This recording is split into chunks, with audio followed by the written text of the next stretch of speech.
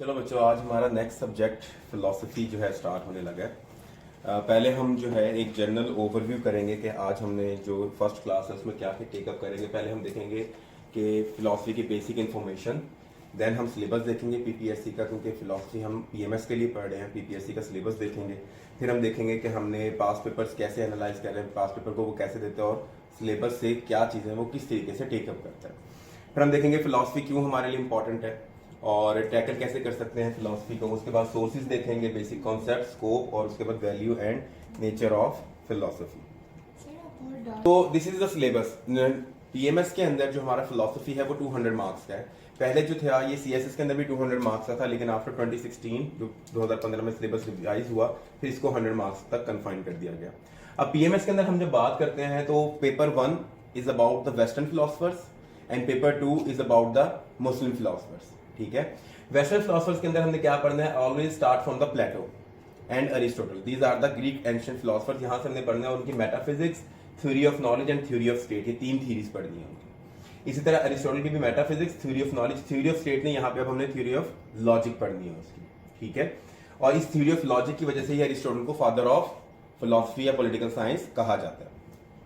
Modern philosophers के अंदर हमने रेने डेकार्ट को पढ़ना है। रेने डेकार्ट की एक ही फिलोसफी है, doubt as the key to certainty, एक ही फिलोसफी है।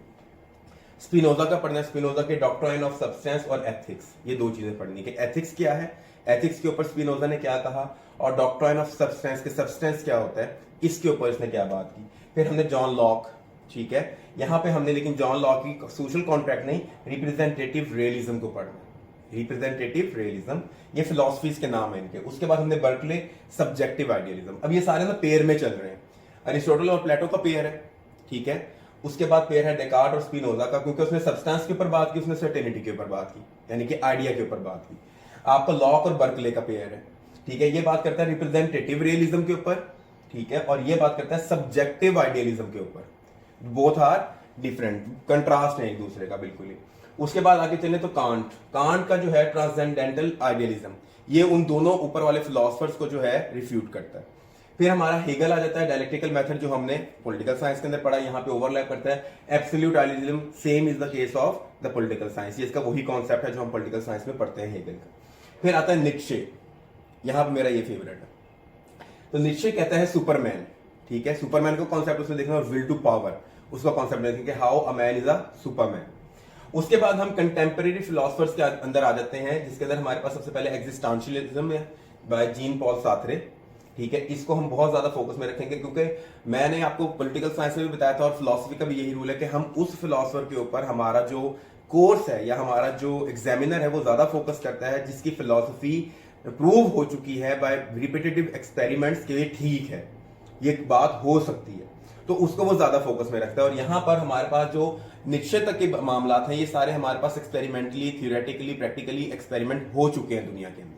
ठीक है, लेकिन जो कंटेम्परेरी फिलोसफर्स हैं, इनके फिलोसफर अभी भी वर्क जारी है, हम अभी भी काम कर रहे हैं, जिसकी वजह से क्या है कि उसको वो इतना ज्यादा फोकस में नहीं रखता। जीन पॉल सार्थरे को थोड़ा सा फोकस में रखता है। उसके बाद लॉजिकल पॉजिटिविज्म के अंदर जो है ना आपकी रिफ्यूटेशन ऑफ मेटाफिजिक्स, इसके ऊपर वो बहुत कम सवाल देता है, बहुत कम, ना होने के बराबर। और उसके बाद नियो प्रैग्मेटिज्म के अंदर वो देखता है रिचर्ड रॉटी को, कि रिचर्ड रॉटी ने रियलिज्म का कॉन्सेप्ट क्या दिया, ऑब्जेक्टिविटी का क्या दिया, और प्रैग्मेटिज्म को कैसे उसने प्रमोट किया। ये छोटा सा सिलेबस है हमारा पेपर 1 का। ठीक है, अब देखें कितने टॉपिक्स हैं, 1 2 3 4 5 6 और 6 ही ऊपर गुजरे, 12 टॉपिक्स है। 12 टॉपिक में सवाल कितने आने हैं? 8, करने कितने हैं? 5। ठीक है, तो अगर आप स्पेसिफिक भी तैयार करें तो that would be enough to get maximum marks in philosophy. Paper 2 के ऊपर चलते हैं। पेपर 2 मुस्लिम फिलोसफी के ऊपर है। मुस्लिम फिलोसफी के अंदर सबसे पहले हमारे पास 2 डिबेट्स हैं। पहले मुताजिलिज्म और अशारियज्म की एक डिबेट है कि मुताजिलिज्म कौन थे, मुताजिलाइट्स कौन थे और अशाराइट्स कौन थे। इन दोनों के बिल्कुल ऑपोजिट कॉन्सेप्ट है। इस्लाम जब आया, इस्लाम के आने के बाद आपके जो खुलफाए राशिदीन के दौर के बाद अब एक रिसर्च स्टार्ट हो गई इस्लाम के ऊपर, कुरान के ऊपर, अहादीस के ऊपर। क्योंकि हमने जब इस्लामियत के अंदर पढ़ा, हमने कहा था कि इस्लाम क्या करता है, अप्रिशिएट करता है नॉलेज को, विजडम को, इन्वेस्टिगेशन को, साइंटिफिक इन्वेस्टिगेशन को। तो वो स्टार्ट कर दी फिर मुस्लिम्स ने। जब मुस्लिम स्टार्ट की तो पहले कॉन्सेप्ट आया मुताजिलिज्म का और अशारियज्म का। उसके बाद सेकंड डिबेट जब यहाँ पे कॉन्सोलेशन हो गई, दोनों की एग्रीमेंट हो गया, हम डेवलप कर गए इंटेलेक्चुअली, फिर हमारे पास अगली डिबेट आती है सूफीज्म की। सूफीज्म के पास हमारे पास आते हैं वहदतुल वजूद एंड वहदतुल शहूद, ये डिबेट हमारे पास आ गई। कि वहादतुल वजूद के ऊपर हमने चीज़ों को लेकर चलना है या वहादतुल शहूद के ऊपर लेकर चलना है। वहादतुल वजूद हम पढ़ चुके हैं, इब्न अल अरबी ने दी थी, और वहादतुल शहूद का कॉन्सेप्ट आपको दिया था मुजद्दिद अली सानी ने। ठीक हो गया, तो ये दो डिबेट्स हमने पढ़नी है। उसके बाद हमने फिर आना है फिलोसफर्स के ऊपर। फिलोसफर इब्न सीना की क्या है कॉन्सेप्ट ऑफ बीइंग, इंसान क्या है। उसके बाद डॉक्ट्राइन ऑफ एमिनेशन, क्या डॉक्ट्राइन ऑफ एमिनेशन है, मतलब कि दुनिया कैसे बनी, एमिनेशन के अंदर वो ये बता रहे हैं। और उसके बाद साइकोलॉजी की एक छोटी सी थ्योरी है उनकी, साइकोलॉजी वाली उसने कभी दी भी नहीं है पेपर्स में। उसके बाद अल-गज़ाली का है मेथड, कि अल-गज़ाली का मेथड कौन सा है, मतलब कि फिलोसफी को पढ़ने का मेथड अल-गज़ाली का क्या था। और उन्होंने एक ही काम किया, refutation of philosophies and philosopher. जितने भी फिलोसफर थे अल-गज़ाली से पहले सबको रिफ्यूट कर दिया, कहते हैं इनके काम ही गलत है, कोई फिलोसफी सही फिलोसफी नहीं है, रेफिटेशन कर दी उन्होंने सारों की।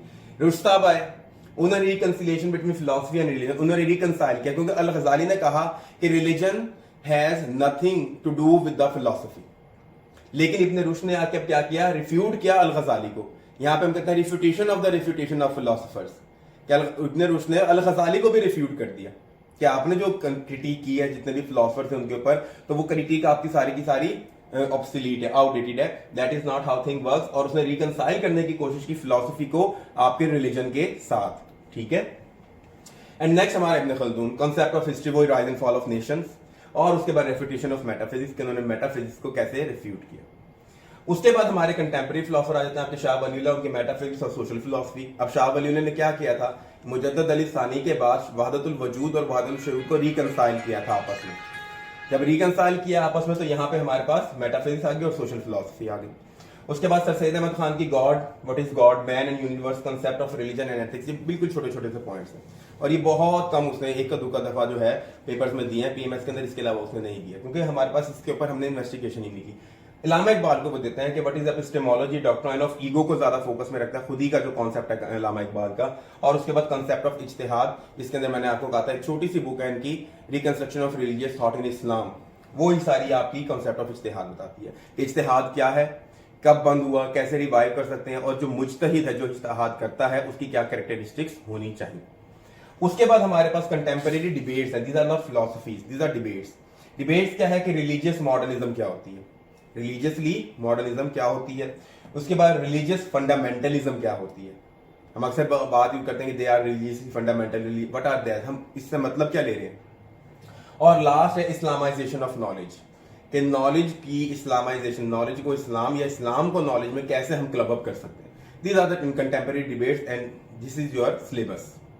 ठीक है, तो यहाँ पे भी अगर आप देखें तो हार्डली जो है 10 या 12 टॉपिक्स बनते हैं जिसको हमने टेकअप करना है, और 10-12 टॉपिक में सवाल 8 आने हैं, आपने 5 अटेम्प्ट करने हैं। ठीक है, अब थोड़े से पास पेपर्स को देख लेते हैं कि पास पेपर में वो पेपर को ऑर्गेनाइज कैसे करता है।